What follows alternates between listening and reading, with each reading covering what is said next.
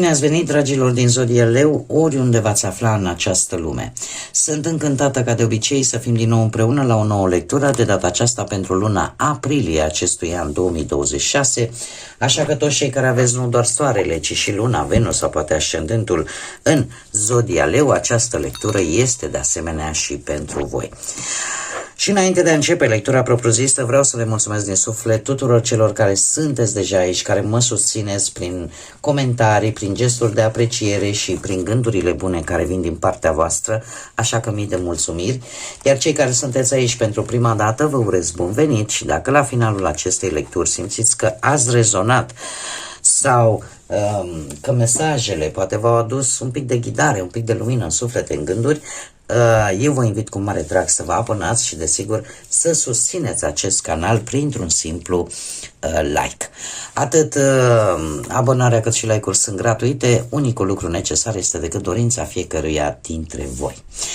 Și dragilor, haideți să începem un pic să vedem din punct de vedere astrologic cu ce vine luna aprilie. Pentru voi, dragilor, știm foarte bine, avem o lună plină în balanță pe 1-2 aprilie, ceea ce aduce emoții mai echilibrate, mai ales din punct de vedere social, dar și dorința de colaborare, de parteneriate, de relații mai armonioase și chiar aș spune că aduce o sensibilitate un pic mai mare la nevoia celorlalți și în felul ăsta să încercăm cu toții până la urmă să evităm anumite conflicte și chiar să căutăm compromisuri în așa fel încât să armonizăm așa un pic mediul ăsta emoțional. Pentru voi luna aprilie, să știți că vă aduce foarte multă creativitate, aveți o carismă foarte bună, o încredere mai mare în voi și sunteți mult mai entuziaști, mult mai creativi, iar energia voastră la nivel social va crește și veți pune pasiune cam în tot ceea ce voi veți face în această lună. Singurul avertisment pentru voi, atenție la mândrie, atenție la impulsivitate și în general la dorința de a domina anumite situații. Pe partea muncii sunteți destul de favorizați, mai ales pe colaborări mai bune, pe proiecte creative și aș spune că aveți curaj să conduceți și să aveți inițiativă. Din punct de vedere al bănuților, se cere să știți o planificare un pic mai atentă a bugetului, puteți avea idei bune care chiar să vă aducă câștiguri, dar totuși evitați riscurile inutile. Dacă vorbim de partea amoroasă, sentimentală, cei care sunteți într-o relație, să știți că apar momente de pasiune și apare așa o reconectare unul cu celălalt, desigur cu atenționarea la vis-a-vis de orgolii, da? Și la voi și la partener. Cei singuri, în schimb, aveți un farmec personal aparte care crește și care vă poate aduce șansa unor întâlniri destul de atractive în această a doua lună de primăvară. Și acum haideți să vedem ce este important de știut pentru primele 5 zile din această lună, da? Pentru că nu este o săptămână întreagă, are decât 5 zile, avem copacul, niște afaceri cu familia, niște situații legate de familia voastră. Apar niște situații familiale care ies în evidență cu ceva. Avem câinii, da? Avem o reuniune cu prietenii, cu persoanele dragi vouă, o reîntâlnire posibil cu anumiți amice, prietene. Cea de-a treia, dar e ceva special, cea de-a treia săptămână din aprilie vine cu inima și ne vorbește de iubire, de afecțiune profundă și de grijă. Grijă, poate față de aproape, poate față de familie, poate față de partener, față de cineva. Ceva frumos. Cea de-a patra săptămână vine cu piciorul, pășești într-o nouă experiență. La sfârșitul lui aprilie te așteaptă ceva nou, care poate să fie pe orice aspect al vieții. Este o nouă experiență, ceva probabil cu care până acum nu te-ai mai confruntat. intri pe un teren nou, ca să spun așa. Haideți să vedem care este energia generală pentru voi, dragilor, din Leu în luna aprilie. Energia generală. Și mi-au sărit, ia să vedem, două cărți. Și avem numărul 14, avem acea mantă gigantică, oceanică, și spune: viața este un maraton. Nu te arde pe tine dintr-un singur sprint. Nu consuma, de fapt, energia dintr-o singură mișcare.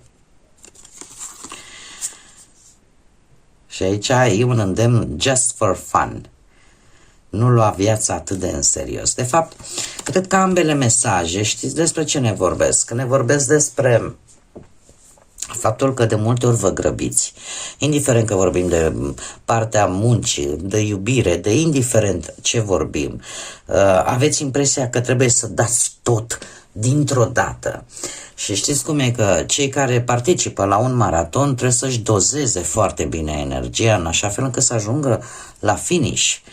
Așa că îndemnul și energia voastră pentru această lună este aceasta, să vă bucurați totuși și de micile plăceri ale vieții. Nu luați viața atât de în serios.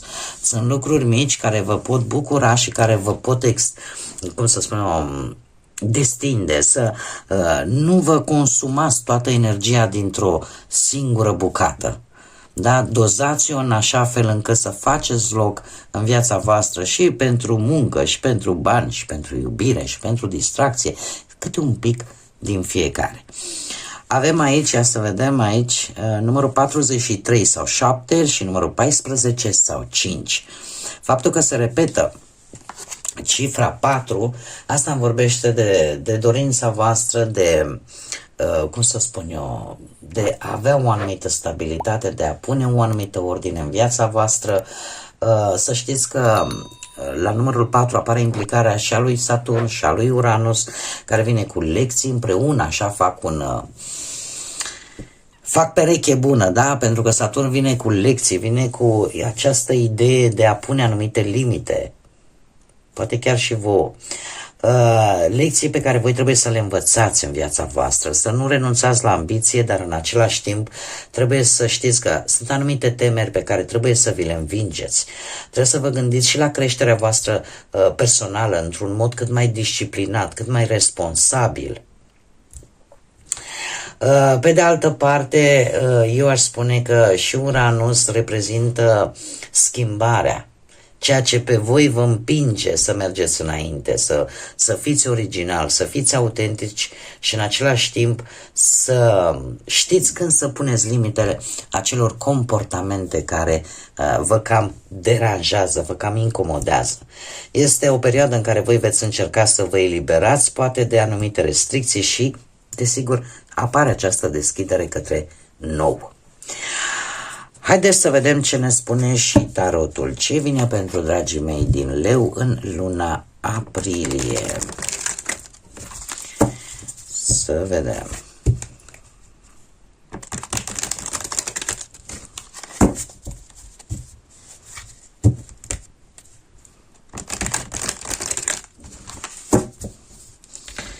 Să vedem ce vine pentru dragii mei. Și începem, desigur, prima dată cu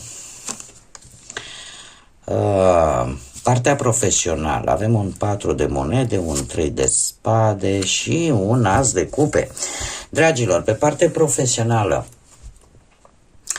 aș spune că există o anumită stabilitate în muncă, există proiecte care să vă ajute să vă mențineți poziția actuală pe care voi o aveți, dar totuși e bine să vă mai organizați și să vă securizați ceea ce voi ați construit până acum. De ce spun acest lucru? Pentru că avem totuși un 3 de spade aici, care indică posibile probleme, posibile dezamăgiri, posibile conflicte, ori la locul de muncă, ori într-o colaborare care nu prea merge cum v-ați fi aștepta voi. Cert este, mai degrabă aș spune că este o dezamăgire vis-a-vis poate de un coleg, de un șef, de un proiect, de un colaborator care ori nu a mers cum trebuie, ori pur și simplu, așa cum am mai spus, v-a dezamăgit. Totuși avem un as de cupe. Iar asul de cupe, să știți că nu e de rău. De ce? Pentru că asta nu e un capăt de lume. Pot apărea proiecte noi, pot apărea situații care pur și simplu pe voi să vă inspire creativ și nu știu, să aveți colaborări în echipă, unde să știți că va conta foarte mult empatia dintre voi și ceilalți colegi sau dintre voi și ceilalți colaboratori. Este totuși, după această perioadă, să știți că unii dintre voi chiar vă veți conecta mult mai bine, poate, cu colegii, cu celelalte persoane, pentru că acest 3 de spade este legat poate de o singură energie și nu de toate. Așa că cumva empatia va avea un cuvânt de spus în această situație. O să mai vedem și la lecturile săptămânale. Haideți să vedem cu banii. Cu banii avem pusnicul, un 2 de monede și împăratul, două arcane majore. Dragii mei, nu știu dacă zodia Fecioară sau zodia Berbec vă spune ceva legat de bani, dar pusnicul, se pare că veți fi puși în situația să luați o decizie financiară, dar nu o veți lua așa foarte lejer, nu. Veți începe, o analizați, veți vedea ce opțiune aveți, veți verifica riscurile și asta înainte de poate de a cumpăra ceva, de a investi în ceva. De ce? Pentru că sunteți înclinați foarte mult pe economie și pe metode sigure. Asta pentru că vreți să vă protejați resursele până la urmă, mai ales dacă vorbim, nu știu, de conturi de economii sau vorbim de investiții prudente. Voi veți folosi, ca să spun așa, timpul într-un mod cât mai înțelept, în așa fel încât să gestionați cât mai bine bănuții. Doiul de monede mi-arată că vin niște alegeri, niște opțiuni. Poate să vină între două energii. Ambele energii, să știți că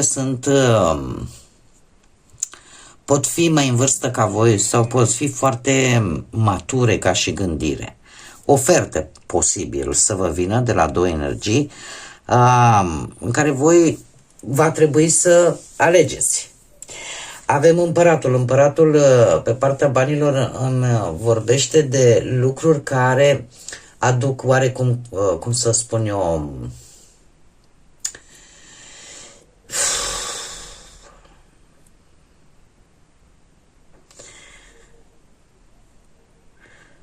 lucruri destul de stabile. Dacă mă gândesc bine, ambele energii sunt stabile. Mai degrabă aș spune că luna aprilie pentru voi e o lună în care voi analizați foarte atent situația financiară. Că pot exista anumite fluctuații, ușoare instabilități, dar voi aveți capacitatea să puneți ordine și într-un fel sau altul să stabilizați cumva totul. Da? Chiar dacă pot veni poate anumite oferte să faceți bani, nu vă veți grăbi, toate vor fi bine gândite. Da? Pentru că nu vă veți grăbi și veți analiza în așa fel încât să vă puneți cât mai bine și cât mai în ordine finanțele.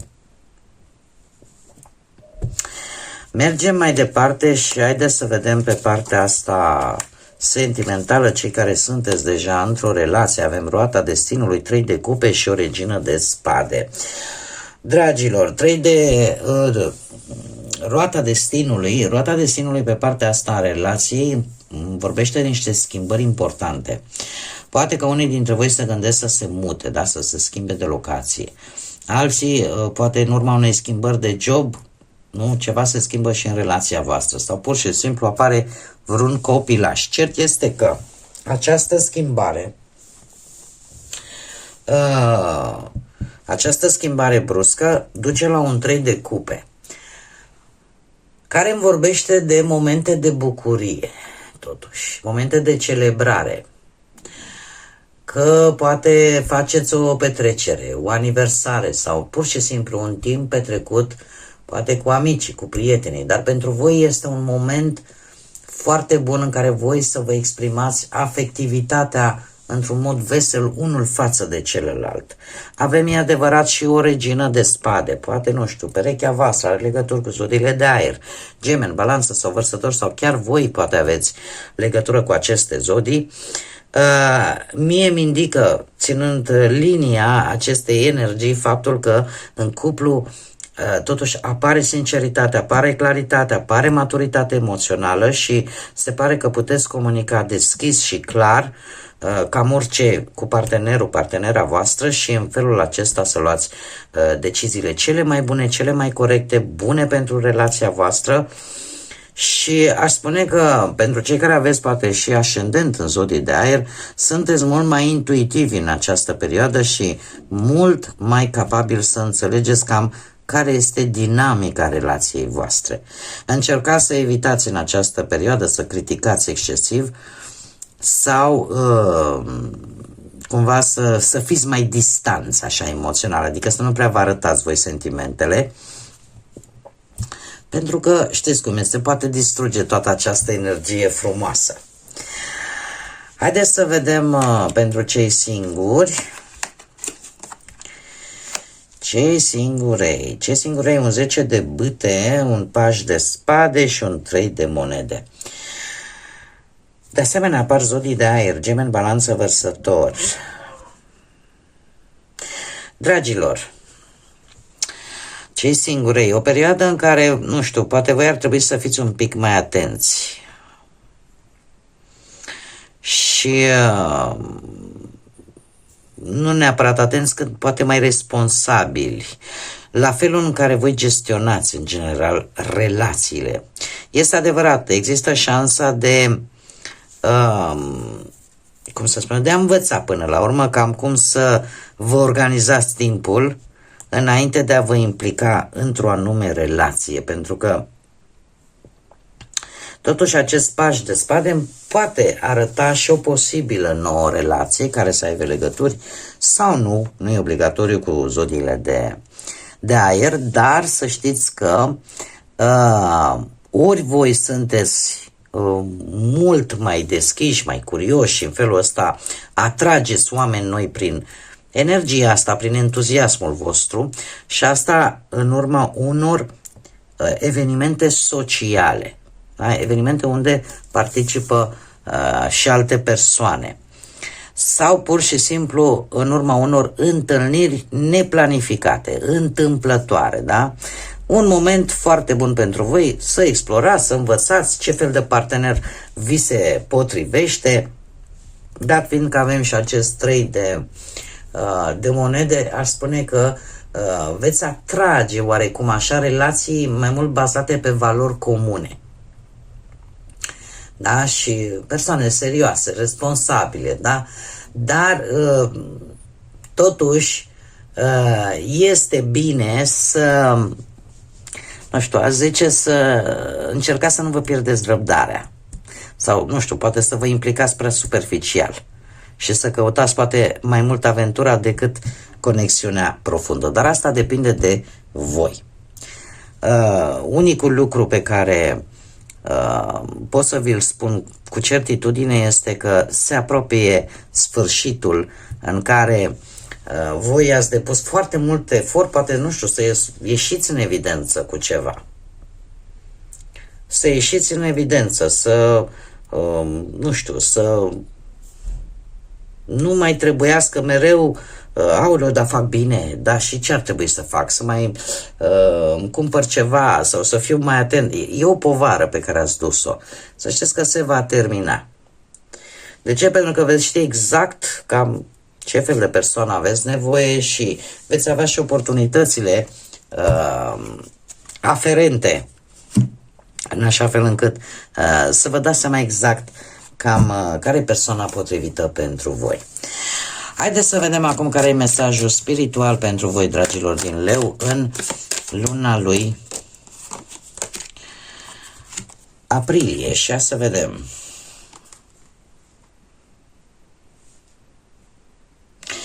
Fii sigur, sigură că nu vei începe să te vezi prin ochii celor care nu te valorează.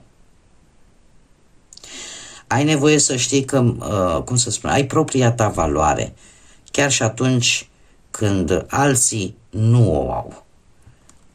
Tu nu ești ceea ce oamenii cred despre tine. Știu că e ca un fel de șarad așa de cuvinte, dar ideea care este? Mesajul în sine spune în felul următor: nu încercați să vă vedeți prin părerile care le au alții despre voi. Cunoașteți-vă voi valoarea voastră. Voi știți ce valoare aveți. Și de multe ori nu e nevoie să simți că meriți ceva doar pentru că așa spun unii și alții. Da? E un mesaj cu direcție.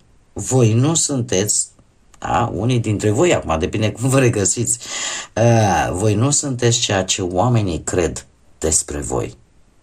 Asta înseamnă că aveți parte de multe prejudecăți în jurul vostru, de oameni care gândesc superficial, de suprafață și care trag concluzii pripite fără să vă încerce măcar să vă cunoască cum sunteți voi în interiorul vostru cu adevărat. Și aici pot să confirm. Chiar pot să confirm. Pentru că la voi e și o greșeală. Sunteți destul de generoși.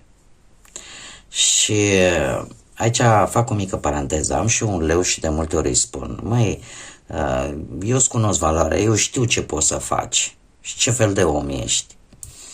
Doar că cât de mult s-ar zbate să iasă în evidență, să le arate oamenilor că poate, pentru că poate, de multe ori ceilalți profită foarte mult de acest lucru.